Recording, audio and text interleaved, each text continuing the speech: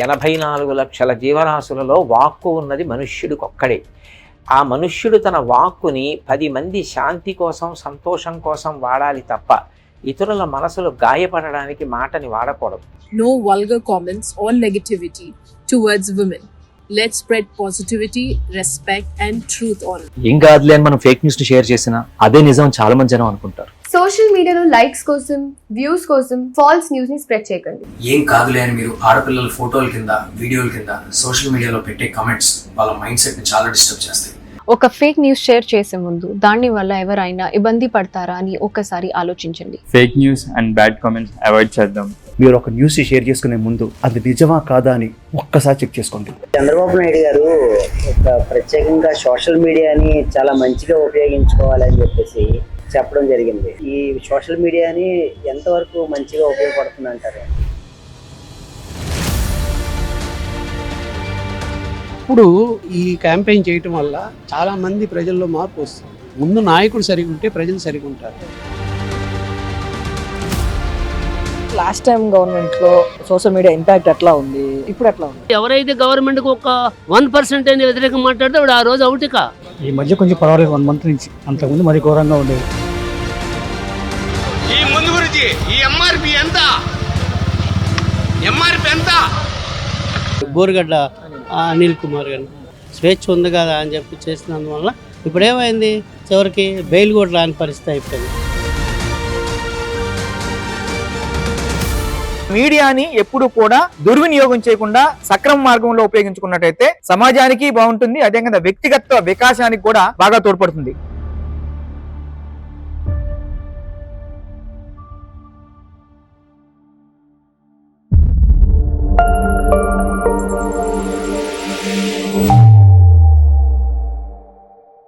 చంద్రబాబు నాయుడు గారు ఒక ప్రత్యేకంగా సోషల్ మీడియాని చాలా మంచిగా ఉపయోగించుకోవాలని చెప్పేసి చెప్పడం జరిగింది. ఈ సోషల్ మీడియాని ఎంతవరకు మంచిగా ఉపయోగపడుతుంది అంటారు? చంద్రబాబు నాయుడు గారు కూడా ఈ సోషల్ మీడియాని సరి అయిన పద్ధతిలో ఉపయోగించుకుంటే టెక్నాలజీ అనేది చాలా అందుబాటులో ఉంటుంది. సమస్యలు అనేవి ప్రభుత్వానికి కానీ లేకపోతే ఏదైనా గ్రూప్స్ కానీ సమాచారం వెంటనే తెలియజేయాలంటే ఇమీడియట్ గా మన ముందున్నటువంటి సాధనం అనేది సోషల్ మీడియా. అంతేగాని వ్యక్తిగత దోషణలు, ఆ మహిళల్ని కించపరచడం, ఒకరి మీద దుర్భాషలాడటం, ఇటువంటి ఏంటంటే ఇవి దిగజారేటువంటి క్రమం అన్నమాట. అందువల్ల మీడియాని ఎప్పుడు కూడా దుర్వినియోగం చేయకుండా సక్రమ మార్గంలో ఉపయోగించుకున్నట్టయితే సమాజానికి బాగుంటుంది, అదేవిధంగా వ్యక్తిగత వికాసానికి కూడా బాగా తోడ్పడుతుంది. ఇప్పుడు సోషల్ మీడియాలో ఫేస్బుక్ కానీ, వాట్సాప్ కానీ మంచి మార్గాలు చాలా ఉన్నాయి. స్వయం ఉపాధి ఏ విధంగా చేయాలి, నెక్స్ట్ ఎక్కడెక్కడ మనం చూడదగిన ప్రదేశాలు, ప్రతి ఒక్కటి కూడా ఈ రోజు సోషల్ మీడియాని అనుసరించి యువత ఎక్కువగా ఫాలో అవుతుంది. అదేవిధంగా ఎక్కువ విజ్ఞానాన్ని తీసుకుంటుంది. ఎక్కడెక్కడ కొత్త కొత్త ప్లేసెస్, కొత్త కొత్త డిజైన్స్,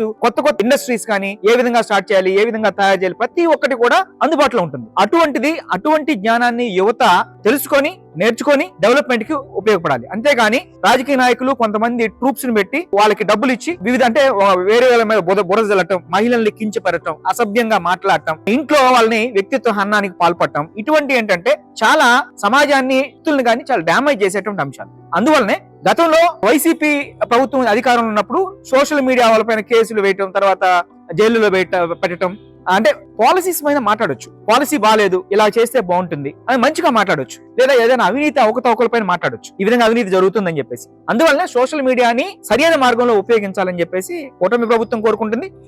చాలా మంచి పని చేస్తున్నారండి. ఇది గవర్నమెంట్ కానీ, మామూలు ప్రజా సంఘాలు కానీ ఇవన్నీ చేయవలసిన పని. ఇది మీడియా మరీ పీక్ వెళ్ళిపోయింది.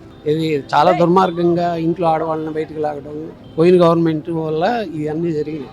ఇప్పుడు ఈ క్యాంపెయిన్ చేయటం వల్ల చాలా మంది ప్రజల్లో మార్పు వస్తుంది. ముందు నాయకుడు సరిగా ఉంటే ప్రజలు సరిగా ఉంటారు. చంద్రబాబు కానీ ఇంకొకళ్ళు కానీ ఎవరైనా తప్పు చేస్తే దాన్ని ఖండించి శిక్షించాలి. చెడుని ప్రోత్సహించితే ఏమవుతుందో చూసాము. ఇప్పుడు వాళ్ళు ఆ రోజున అవకాశం వచ్చిందని వాళ్ళు తిట్టారు, అదే ఈయన ఆ పని చేయట్లేదు. అది తేడా. లాస్ట్ టైం గవర్నమెంట్ లో సోషల్ మీడియా ఇంపాక్ట్ ఎట్లా ఉంది, ఇప్పుడు ఎట్లా ఉంది? అసలు ఇంత ముందు దేశంలో బహుశా ఏ రాష్ట్రంలో కూడా ఇలా జరగలేదు. యూట్యూబ్ కానీ ఏవి చూడాలన్నా కూడా అసహ్యం వేసేది మాలాంటి వాళ్ళకే కాదు, లేడీస్ కానీ అందరికీ ఇబ్బందికరమే. వాళ్ళ ఇంట్లో అవి జరిగితే ఎదుటి వ్యక్తి అంటే ఎలా ఉంటుందో వాళ్ళు తెలుసుకోవాలి. ఇది సంస్కారం తల్లిదండ్రులు నేర్పాలి పిల్లలకు కూడా. తల్లిదండ్రులే ఆ టైపులో ఉంటే ఇంకా పిల్లలకి ఏం నేర్పుతారు? ఇప్పుడు పేర్ని నాని, ఆ కొడాలి నాని, వాళ్ళంతా అతను ద్వారంపూడి చంద్రశేఖరు, ఈ రోజా, ఇంకా వీళ్ళ ఇచ్చేతలు ఉన్నారు కొంతమంది, పేర్లు గుర్తు రావడం లేదు. వాళ్ళందరూ చేసిన పనులు ఏంటి? రోజా అనేమో అసలు ఒక స్త్రీ అయ్యింది, ఒక మహిళ అయ్యింది, అట్లా మాట్లాడవచ్చు. దీన్ని ఎక్కడో ఒక చోట ఎండ్ పాయింట్ పెట్టాలి దీనికి. అది ఈ రకంగా గవర్నమెంటే తీసుకోవడం అనేది చాలా మంచి చర్యగా నేను ఫీల్ అవుతున్నాను. అంటే ఈ క్యాంపెయిన్ కి గవర్నమెంట్ కూడా కొంతమంది సినీ సెలబ్రిటీస్ ని, పొలిటికల్ సెలబ్రిటీస్ ని దీనికి ఉపయోగించుకుంటా ఉన్నారు. ఇప్పుడు ఒకళ్ళు ఉపయోగించుకోవాల్సిన అవసరం కూడా లేదండి. ఇది మాట్లాడితే ఇది తప్పు, నువ్వు మాట్లాడకూడదని వెనక పెద్దవాళ్ళు చెప్పేవాళ్ళు మేము చిన్నతనం. ఇప్పుడు అనేవాడు ఎవరన్నా అంటే ఆయన పొట్టు కొడతామో లేకపోతే ఆయన బూతులు తిట్టడం చేస్తున్నాం. బూతులు తిడితే వాడికి పదవి ఎంకరేజ్ చేయటం. నాయకుడు అనేవాడు కింద వాడు తప్పు చేస్తే దండించాలి, లేదు ఇది తప్పు అని ఖండించాలి. అది చేయకుండా నువ్వు ప్రోత్సహించితే సమాజం ఎటుపోతుంది? అసలు మనుషుల మీద మనుషులకి అసహ్యం వేసే స్థితికి తీసుకెళ్లారు. ఆ రాక్షస పాలన సంఖ్యల నుంచి ఆంధ్రప్రదేశ్ ప్రజలు తెలివిగా విముక్తి చెందారు. చంద్రబాబు గారు చెప్పింది 100% కరెక్ట్. ఇప్పుడు మన పార్టీ అని కాదు, ఇంకొక పార్టీ అని కాదు, మనుషులే ఎవరైనా, ఎవరింట్లో ఆడ మనుషులైనా లేదు ఎవరింట్లో ఆడపిల్లలైనా ఒకటే. మరి అలా చేయకూడదు కదా. ఇండియాలో ఎన్నో ఛానల్స్ ఉన్నాయి, ఎంత ఇది యూట్యూబ్లు ఉన్నాయి, అన్నీ ఉన్నాయి. ఎక్కడో ఒకటి ఎవరన్నా ఉంటారేమో కానీ అమెరికా నుంచి మాట్లాడటం, వాళ్ళని సపోర్ట్ చేయటం, ఇదంతా ఏంటి? అసలు ఎక్కడ పోతున్నావు అనిపించింది గత 5 సంవత్సరాలు. ఇప్పుడు మాత్రం సీఎం గారు ఆయన వయసుకు తగినట్టు, అనుభవం తగినట్టుగా చాలా పద్ధతిగా చేస్తున్నాడు. ఆయన సజెస్ట్ చేసినప్పుడు మిగిలిన వాళ్ళు కూడా అదే బాటలో నడుస్తారు. సోషల్ మీడియాని కూడా మంచిని ఉపయోగించుకోవడానికి, మంచిని డెవలప్ చేయడానికి మనం ఉపయోగించుకోవాలి.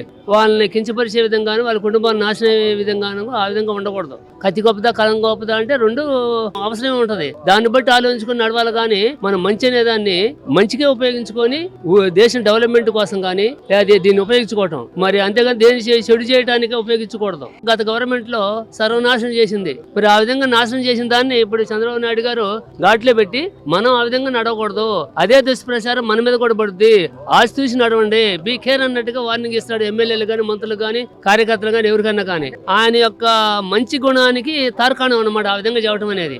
100% ఎవరు పెట్టినా కూడా ఆ విధంగానే చేస్తాడు. ఆ విధంగానే వాళ్ళని కూడా కష్టంలో తీసుకుంటాడు. టీడీపీ వాళ్ళ దగ్గర 100 మంది గౌతమ్ బుద్ధులు ఉంటారుగా, 10% 5% ఎవరైనా ఉంటారు కదా చిన్న తప్పులు చేసేవాళ్ళు. మేజర్ చేయకపోయినా చిన్నవి కూడా చేయకూడదుగా, వాళ్ళని కూడా కంట్రోల్ చేయడానికి ఆ విధంగా ఆయన స్టేట్మెంట్ ఇచ్చి కంట్రోల్ చేస్తున్నాడు టీడీపీ వాళ్ళని కూడా. మీరు దూకుడు పోవద్దు. పై కొంతమంది ఇది జగన్మోహన్ రెడ్డిని తప్పులు చేశాడు కదా, నేను వరకనే పెట్టారు జైల్లో, నువ్వు ఎందుకు పెట్టకూడదు, దాన్ని నిదానంగా తప్పు చేసిన బట్టి వదిలిపెట్టే ప్రసక్తే లేదు. వైసీపీ గవర్నమెంట్ లో ఉన్నప్పుడు సోషల్ మీడియా ఎలా ఉపయోగించుకోబడింది, ఇప్పుడు ఎలా ఉపయోగించుకో? ఎవరైతే గవర్నమెంట్ కు ఒక 1% అయిన వ్యతిరేకంగా మాట్లాడితే వాడు ఆ రోజు అవుటిక. వాడి మీద కానీ, వాడి భార్య మీద కానీ, వాడి చెల్లెల మీద కానీ, తల్లి మీద కానీ సోషల్ మీడియా నీకు వచ్చి పడిందే. నీకు విధానాల్లో నీకు ఆ విధంగా ఇబ్బంది పెట్టి, హింస పెట్టి, గందరగోళం చేశారు అందరినీ. ఇప్పుడు ఆ పరిస్థితులు ఏమాత్రం ఉండవండి, ఏమాత్రం కూడా ఉండవు. దానికి అనుమానం అక్కర్లేదు. తెలిసి తెలియక కానీ ఏదైనా టీడీపీ కార్యకర్తలు ఎవరైనా ఉంటే వాళ్ళని కూడా కంట్రోల్ చేయడానికి ఈ నిర్ణయాలన్నీ తీసుకున్నాడు. అది మేము చెప్పేది. సోషల్ మీడియా ఎట్లా వర్క్ అనేది ప్రజలు గమనిస్తున్నారు. గవర్నమెంట్ మంచి పోస్టులు పెట్టడానికి ప్రజలు తోడ్పాటు ఉండాలనేది గవర్నమెంట్ కూడా కోరుకుంటుంది. అప్పుడు అసభ్య పోస్టులు పెట్టడము, కక్ష సాధింపు పోస్టులు పెట్టడం వల్లే సోషల్ మీడియా మీద ప్రజలు పూర్తి వ్యతిరేకంగా ఉంది. ఇప్పుడు మంచిగా పోస్టులు పెట్టమని గవర్నమెంట్ కూడా ప్రోత్సహిస్తుంది సోషల్ మీడియాని. టీడీపీ గవర్నమెంట్ సోషల్ మీడియాను మనం మంచి కోసం వాడుకుందాం అంటూ మీరు రెజల్యూషన్ లాగా తీసుకొచ్చిందని అనుకోవచ్చు. ప్రస్తుతం సోషల్ మీడియా ఎలా రన్ అవుతుంది, లేదంటే సోషల్ మీడియాని వాడుకునే వాళ్ళు ఎన్ని రకాల 5 సంవత్సరాల నుంచి అసభ్యకరంగాను ఇతరులను విమర్శించడము, గొడవలు సృష్టించడము, ఆ విధంగా యూజ్ చేస్తున్నారు. దాన్ని వచ్చిన ఉద్దేశం వేరు, మాట్లాడే ఉద్దేశం వేరు. అంటే అమల్లోకి వస్తే దాన్ని పద్ధతి ప్రకారం వాడుతుంటే దాన్ని నిదానంగా మారింది, ఒకేసారి మార్పు రాదు. అంటే ఇప్పటికే కొంతమంది సినీ సెలబ్రిటీస్ కానీ, లేదంటే పొలిటికల్ సెలబ్రిటీస్ కానీ, వీళ్ళందరూ కూడా సోషల్ మీడియాని మంచి కోసం వాడుకుందాం, మన న్యూస్ కోసం ఇంకొకరిని న్యూస్ చేయొద్దు అన్న పాయింట్ లో అది అట్లాగే ఉండాలి, మంచిగానే వాడుకోవాలి. మీరు ఏదైతే చెప్పారో వైలేషన్ గా వాడుకుంటూ, అసభ్యకరంగా వాడుకుంటూ వాళ్ళకి ఏం చెప్తారు? వాళ్ళకి శిక్ష పడే విధంగా ఉండాలి.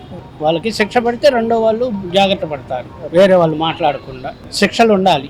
ఇట్లా మాట్లాడితే ఈ విధంగా ఉండిద్ది. 5 సంవత్సరాలు ఆ పద్ధతి లేదు కాబట్టి, ప్రోత్సహించారు కాబట్టి అందరూ ఎట్లా పెడితే అట్లా వాడారు దాన్ని.